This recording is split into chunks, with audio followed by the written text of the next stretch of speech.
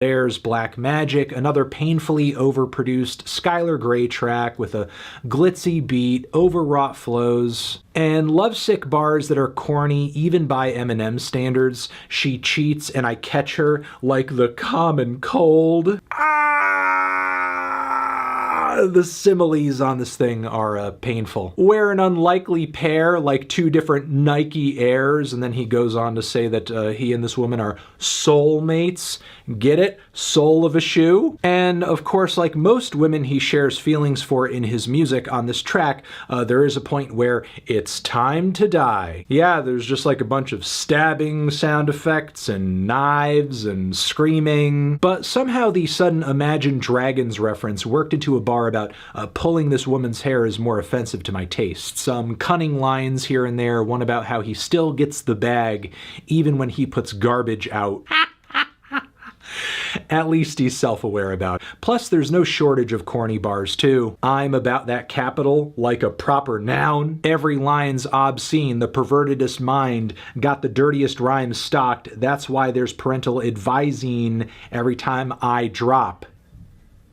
When will it end? Oh, and the bars on this one are so evil, so edgy, Eminem can't be tamed. But yet he literally shrunk at the fallout on that homophobic Tyler the Creator bar how many years back now. Not that I'm encouraging Eminem to engage in more callous behavior on his records or anything, but I feel like given the past instances of him showing himself to, I don't know, care about others, be sympathetic, that sort of thing, it's a little inauthentic at this point for him to constantly paint himself as just being such a bad boy. Here we go. Haven't used all the tricks I have, so like my balls in my bag, get a little testy when I'm mad. Yeah, Eminem was really just like hunkering down on those balls and testes bars for a while.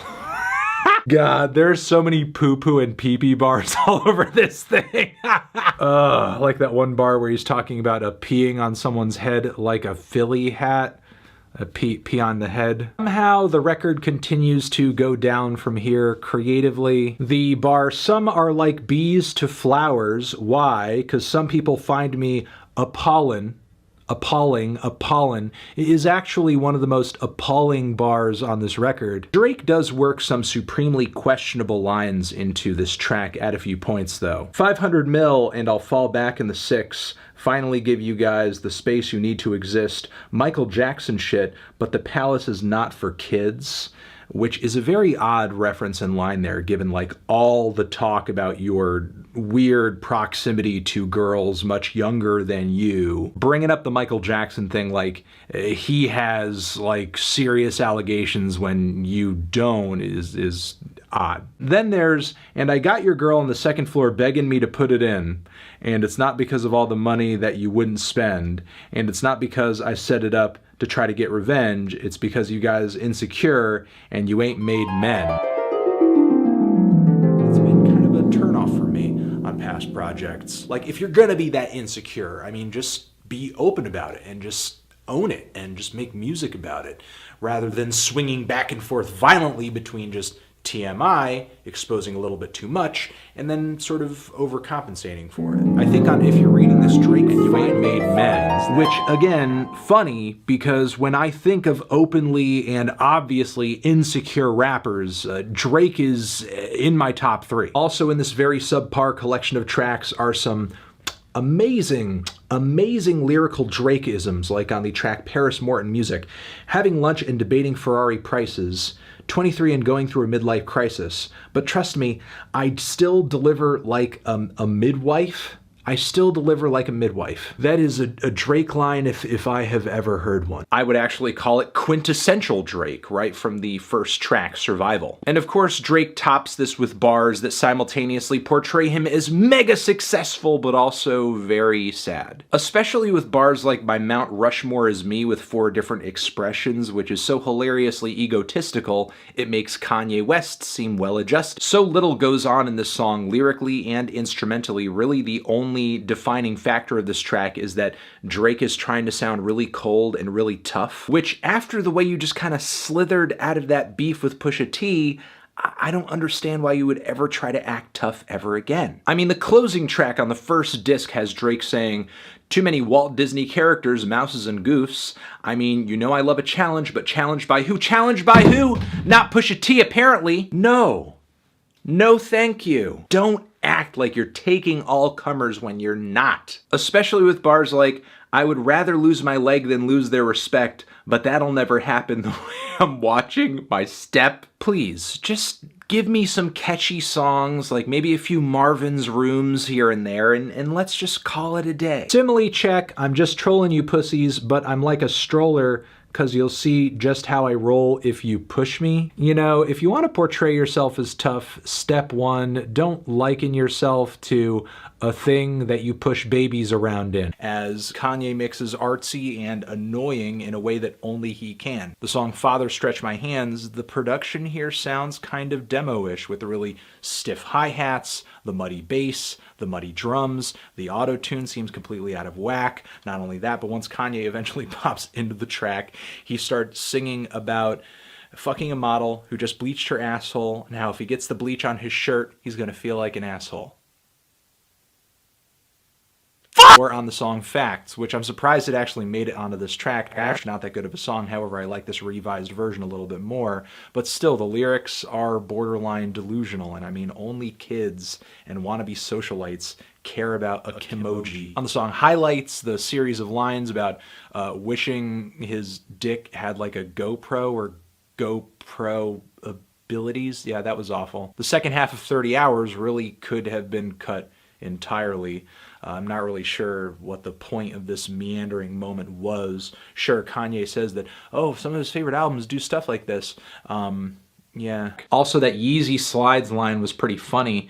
He pretty much makes the whole song because for the most part, Quavo's lyrical contributions to this track are boring and borderline trash, especially when he just devolves into skirt, skirt, skirt, skirt, skirt, skirt, skirt, skirt, skirt. I'm sure there were a few people out there thinking, Quavo, he wouldn't just half-ass his own album, he wouldn't just half-ass his own debut, but we have a standout with I'm winning in different avenues, trippy my revenue, don't see me ever lose, and I jump hurdles like kangaroos. The kangaroos, they are jumping, I suppose. However, this is not nearly as attention-grabbing as the bar on Killa Killa where he says, taller than the maca when I gotta stack it up. Now she's sounding like Chewbacca when she back it up.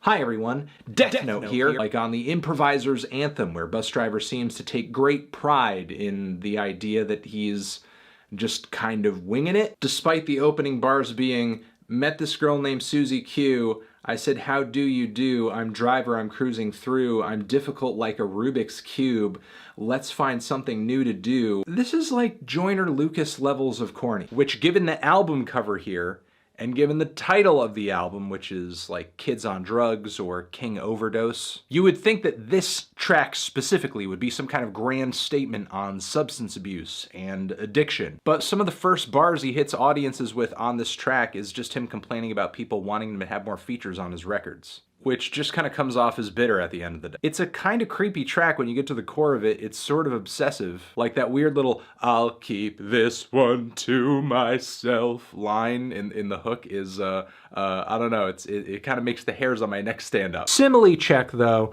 but I'm up like your feet in a recliner, and I think I'm about to go out on a limb like a tree climber. Not only a weird place to go with the rest of the verse in context still, but what an oddly redundant simile, even with the reference to feet and legs. Going out on a limb like a tree climber? I mean, when people think of going out on a limb, a tree is typically in mind. No need to remind us of climbing a tree in the process of saying you're going out on a limb. Oh, look at me, I'm gonna bring you this pepperoni pie like I'm a pizza delivery guy. More compelling than the moments on this record when Logic is trying to take on bigger topics and all he has to offer are just really middle-of-the-road observations and lyrical filler. Man, I swear to God, I wish I was living in Bel Air. Fuck Medicaid, I just want to get paid. with a couple bitches in the crib getting, like, he's not really saying anything of any substance, and yet he comes through with this air of like, this is a really meaningful record, this is a really important record, I'm saying so much shit on this album, hey motherfucker, I'm real as shit, I say all this shit. At the end of the day, it just seems like Logic wants us to stop killing each other. Which, how Ross continues to ignore this, but also spits one of the realest lines that he's ever recorded in his entire career on this album, I don't know. And here it is: never was a gangster, I just wanted in. No longer could I deny that I wanted a Benz. There are other moments on this album where Rick Ross isn't really lying or anything, but because it's Rick Ross, what he's saying, what comes out of his mouth is just especially... An example would be this one line where he's rapping about a pretty chick who resembles Stacey Dash, who he's getting with, but he says in the next line that if it was her, she'd have to kiss my feet and lick my ass. You know, I get it, the insult, the disrespect, but the idea of Rick Ross's ass getting licked gives me nightmares. Or the intro on the song Lamborghini Doors, where he's talking about going to prison to visit Meek Mill, and all the prisoners, they're banging on the glass and they're kicking the doors, and they say he's not allowed in, I guess because everybody's going crazy. But then 2 weeks later, he's got access. Maybe because everybody's calmed down, nobody's going at him, and he seems to kind of imply that that's because Meek Mill is now kind of running the place right now because he's wearing yellow designer shoes, and maybe everybody's just kind of like chilled out listening to him rap. Now this story, I'm not totally sure if it's true, but Rick Ross seems to overlook that maybe the prisoners were angry with his appearance because he used to be a CO.